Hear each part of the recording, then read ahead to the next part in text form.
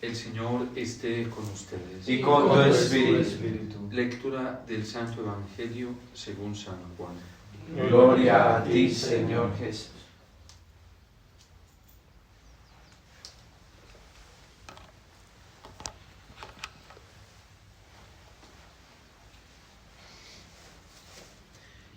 En aquel tiempo dijo Jesús a sus discípulos: dentro de poco ya no me verán, pero dentro de otro poco me volverán a ver. Y eso de que me comentaron entonces algunos discípulos: ¿qué significa eso? Dentro de poco ya no me verán, pero dentro de otro poco me volverán a ver, y eso de me voy al Padre. Y se preguntaban: ¿qué significa ese poco? No entendemos lo que dice. Comprendió Jesús que querían preguntarle y les dijo: ¿están discutiendo de eso que les he dicho? Dentro de poco ya no me verán, y dentro de otro poco me volverán a ver. En verdad les digo, ustedes llorarán y se lamentarán, mientras el mundo estará alegre. Ustedes estarán tristes, pero su tristeza se convertirá en alegría. Palabra del Señor. Gloria a ti, Señor Jesús.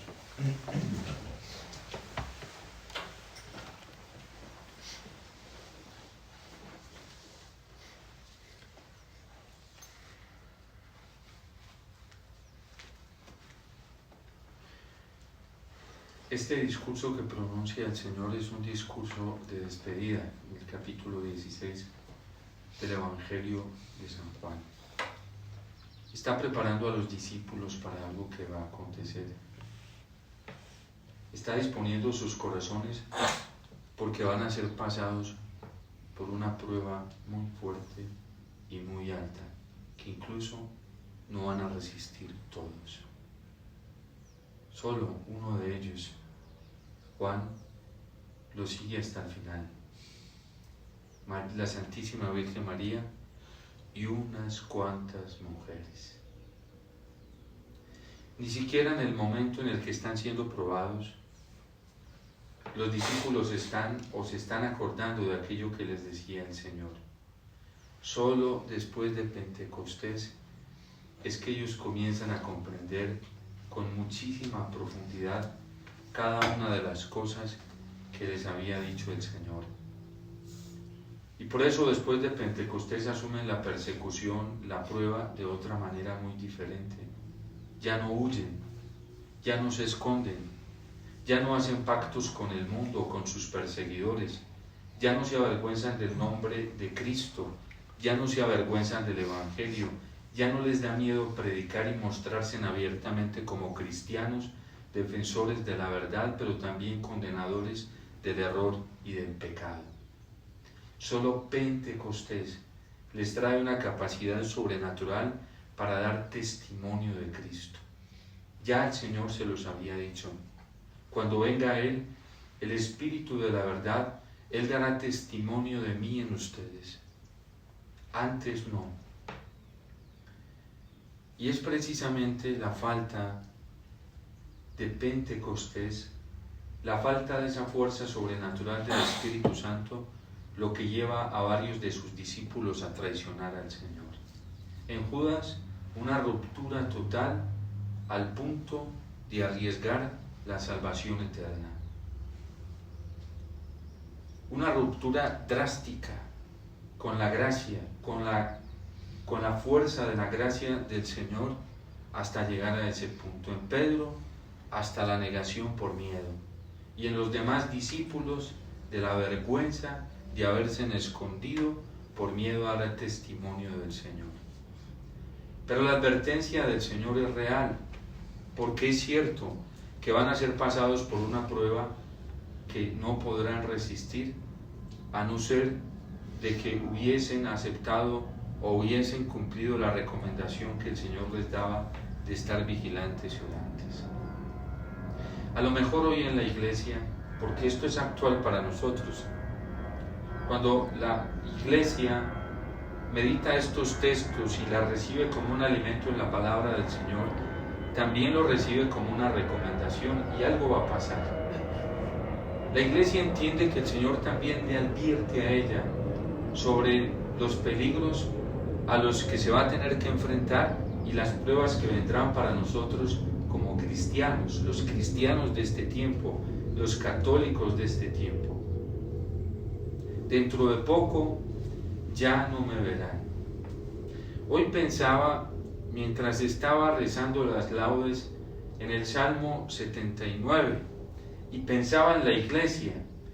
Y pensaba en la iglesia porque así la iglesia nos recomienda orar la liturgia de las horas. No como unos salmos muertos, no como unos salmos allá tirados al pasado, sino como unos salmos que también nos advierten, porque la palabra de Dios es viva, eficaz, actual. Y la palabra del Señor nos está advirtiendo algo, porque en ella se da toda la fuerza profética, y por eso la palabra de Dios es más elocuente que cualquier estudio sociológico, que cualquier predicción que se haga hoy desde el ámbito científico. No hay nada que nos ilumine, no hay nada que nos alerte y que nos dé con mayor claridad lo que puede pasar y va a suceder que la misma palabra del Señor. Y el Salmo 79 está haciendo alusión a la vid. ¿Qué vid? Dice, la vid que estaba en Egipto, pero tú la trasplantaste. Expulsaste a los gentiles y en tierra de los gentiles echó raíces.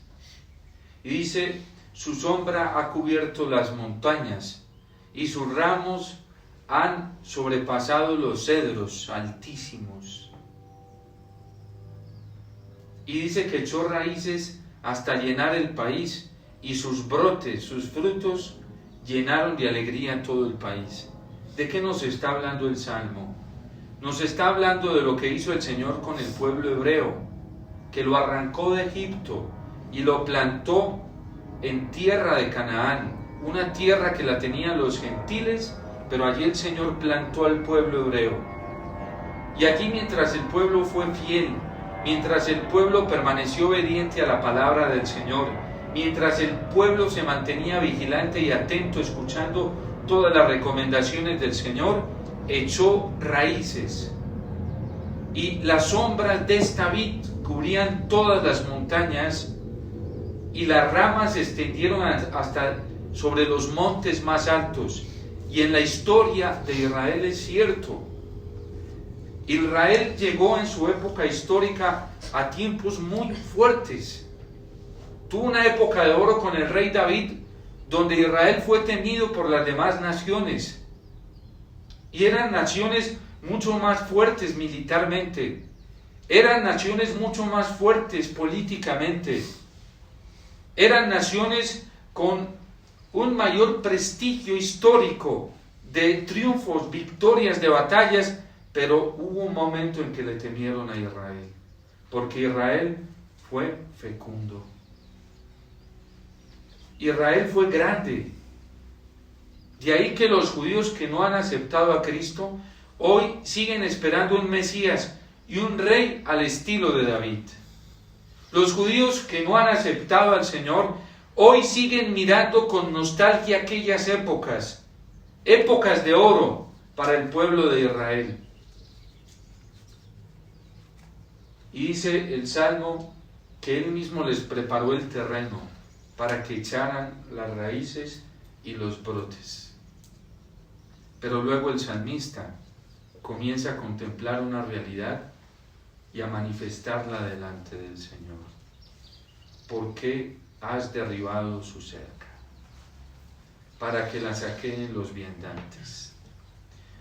El magisterio de la Iglesia, sobre todo la Lumen Gentium del Concilio Vaticano II, algunos que se escandalizan de esto, pero para la Iglesia esto ha sido clarísimo.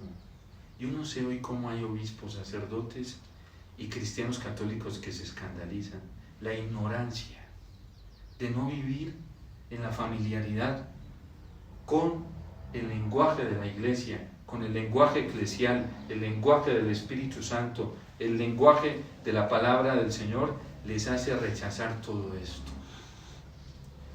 El colmo de la ceguera hoy dentro de la iglesia está a unos niveles altísimos. Los cristianos están ciegos. Satanás está feliz teniendo ennublada la conciencia, la mentalidad de muchos, absorbidos en el mundo y en el pecado, y creen sabérsela toda con la ceguera del mal en su propia conciencia. No tienen capacidad para ver. Pero la palabra del Señor nos lo advierte hoy. La iglesia, en la Constitución Lomenyense, recogiendo todo el magisterio de hace más de 2000 años, nos enseña que la iglesia es comparada con la vid. Y los padres de la iglesia, cuando contemplaban un texto sobre la vid, sabían que Dios se estaba refiriendo a la iglesia. La iglesia es la vid, es la vida actual. Pero ¿qué está pasando con esta vid? Que aunque esta vid fue trasplantada y echó raíces y ha tenido épocas de oro, hoy la iglesia no está viviendo su mejor momento. Hoy la iglesia no está siendo respetada en el mundo político. Hoy la iglesia no está siendo respetada en el mundo educativo. Hoy la iglesia no está siendo respetada en el ámbito cultural. Hoy la iglesia no está siendo respetada ni siquiera dentro de ella misma. ¿Por qué has derribado su cerca para que la saqueen los viandantes? ¿Cómo no vamos a contemplar nosotros esta desgracia que vivimos al interno por pura infidelidad? Porque no le hemos obedecido al Señor, porque no hemos estado atentos a la palabra del Señor, ni nos hemos dejado guiar por Él. El Papa Pablo VI dijo en algún momento algo que escandalizó a muchos y hoy lo sigue escandalizando, hoy más que antes. Por algunas endijas se había entrado el humo de Satanás a la iglesia. Y es cierto, el Papa Benedicto XVI no tuvo ningún reparo en calificar los acontecimientos de abuso a menores por parte de sacerdotes como una actitud demoníaca. El Papa Francisco no ha tenido reparo en calificar estos acontecimientos horrendos de escándalos dentro de la iglesia, terribles, hasta por fundadores de comunidades, horrendos, espantosos, como cosas diabólicas. ¿Cómo no vamos a pensar que esta vid a la que se está refiriendo, y lo está hoy, los sacerdotes y los consagrados rezamos este salmo? ¿A quién se está refiriendo? ¿Acaso es letra muerta del pasado? Se está refiriendo también a la iglesia. Y hoy la iglesia, por lo menos en aquellos que quieren ser fieles, que viven en sintonía con el dolor que tiene el corazón de Cristo, con el dolor que tiene Dios por la traición que hay dentro de la iglesia, por la negación de muchos de nosotros los cristianos al Señor.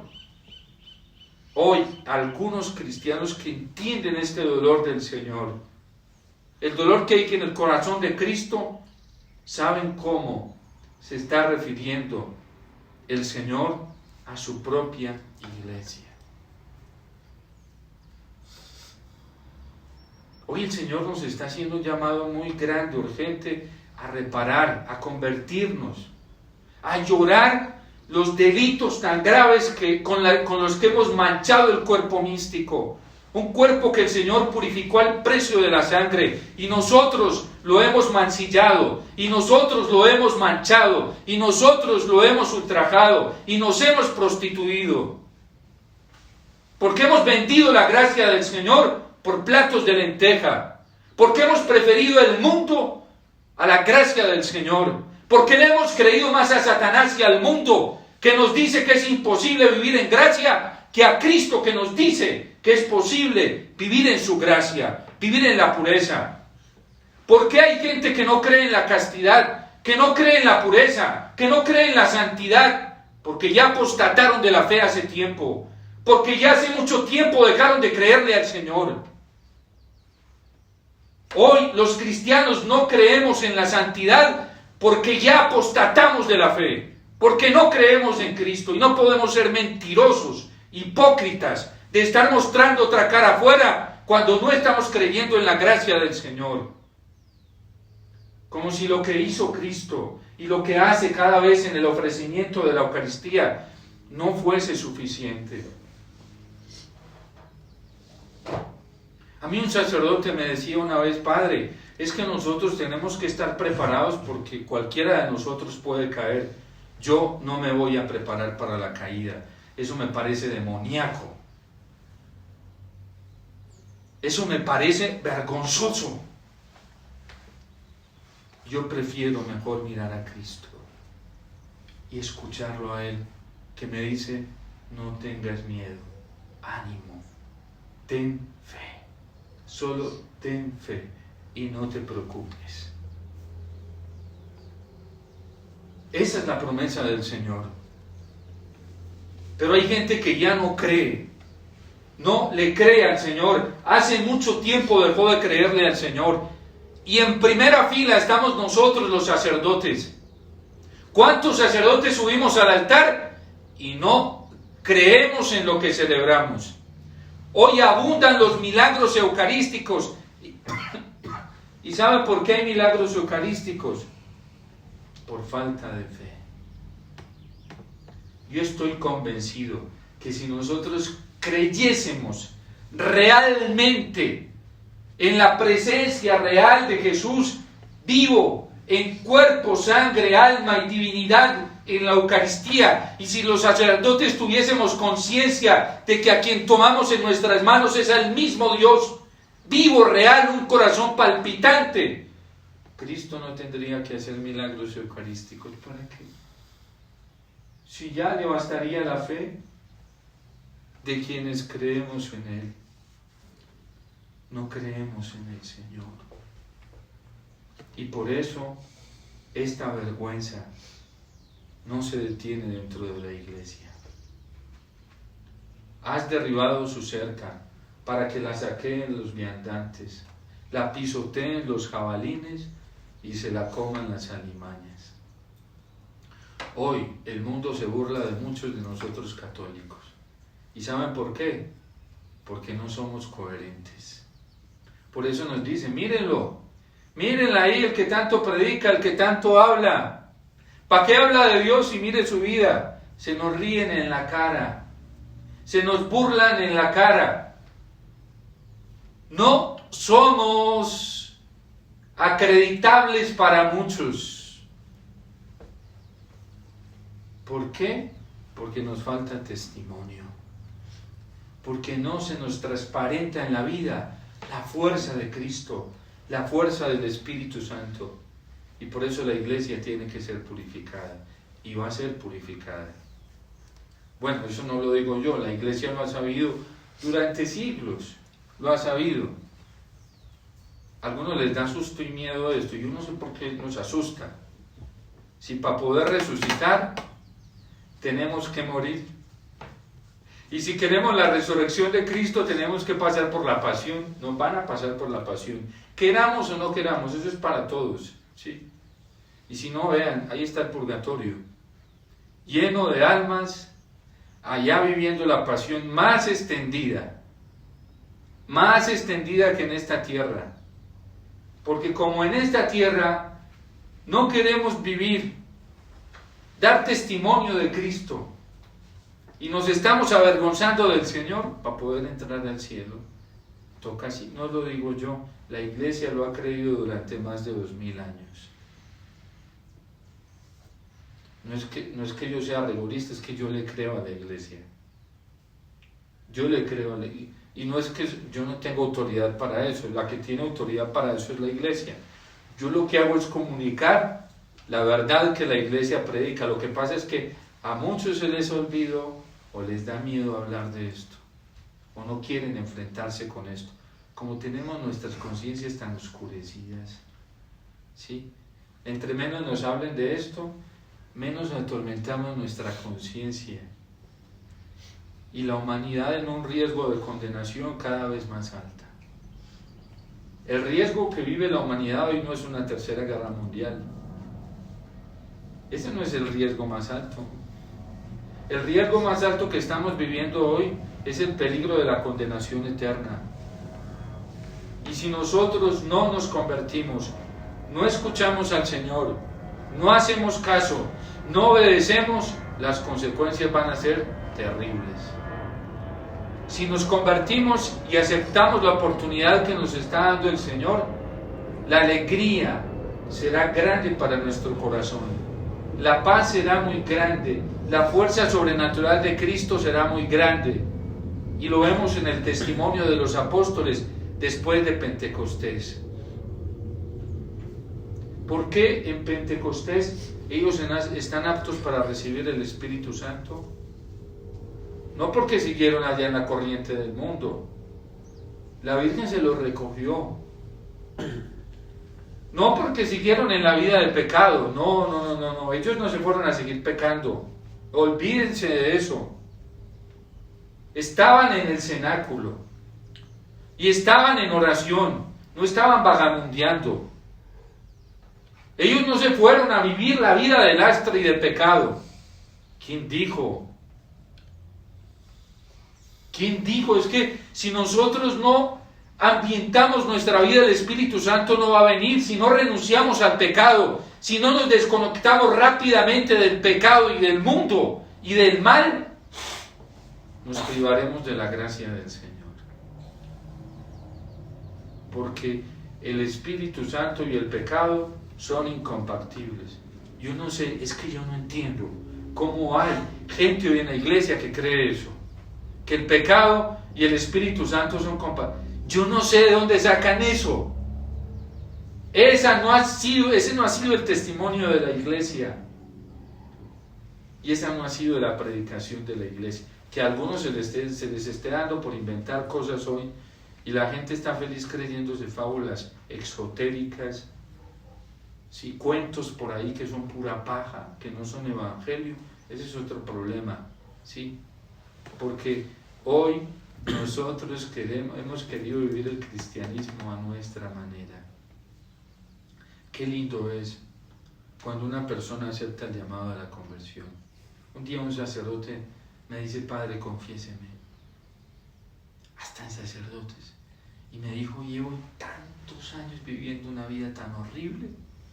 Y en medio de lágrimas me dijo: no quiero seguir viviendo así. Y se le notaba su arrepentimiento y su contrición. Y se experimentaba en esa confesión la alegría del cielo como un pecador arrepentido. Y me dijo: Padre, ¿sabe qué? Yo quiero aprovechar los últimos años de mi vida para reparar, porque tengo mucho por qué reparar. Y tengo que ofrecer por muchos sacerdotes que yo conozco y están en peligro de condenación. ¿Ustedes creen que es exageración? Hay muchos sacerdotes en peligro, tienen en peligro su alma. Muchos religiosos y religiosas hoy tienen en peligro su alma, porque no piensan en la vida eterna. Hoy muchos cristianos tienen en riesgo su alma. Y yo no me voy a callar, así me quieran callar y me intentan callar. Pero es la verdad, yo la verdad no la voy a callar, es la verdad de la palabra. Si quieren pelear contra la verdad del Señor, que peleen contra el Señor. Que peleen contra el Señor. Yo le doy gracias al Señor porque el respaldo del Señor es impresionante. A pesar de la intimidación, de la amenaza continua de los hombres, de la hipocresía de los hombres, Dios es grande y su amor es grande y su promesa es real. Por eso a nosotros no nos puede dar miedo vivir para el Señor. Una persona que le obedece al Señor es una persona que va a contar con el respaldo del cielo. La persecución de los hombres, porque eso es real. Quien se decide seguir al Señor, prepárese para la prueba. Pero no se preocupe, porque el respaldo del Señor es mucho mejor que el respaldo de los hombres.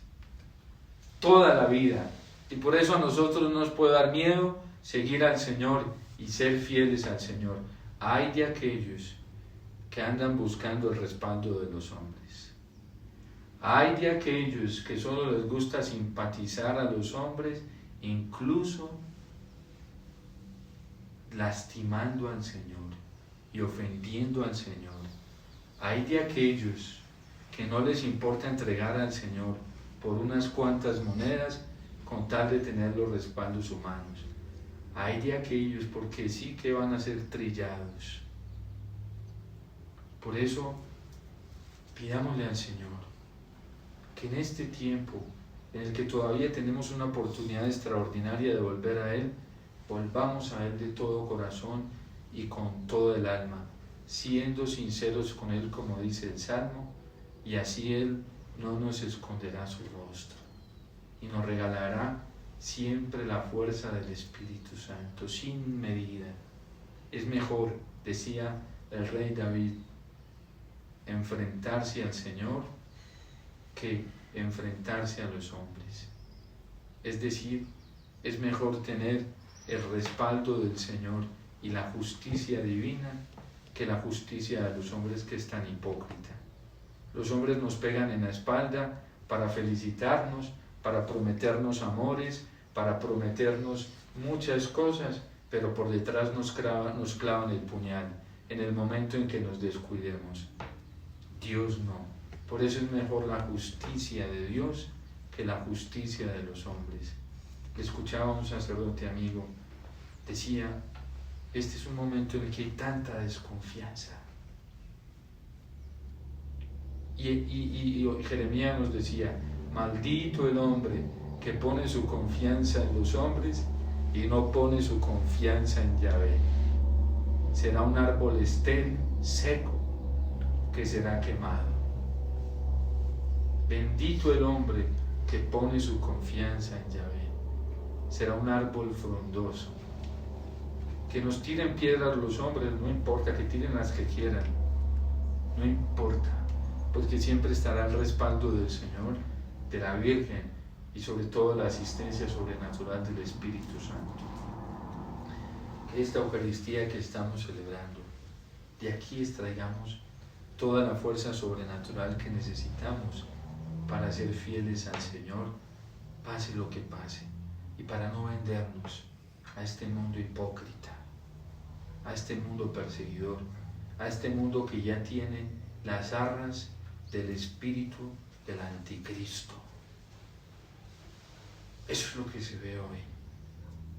Papa Benedicto XVI en el 2018 lo decía, y decía que para combatir este enemigo se necesita orar mucho, la oración de toda una diócesis y de toda la Iglesia.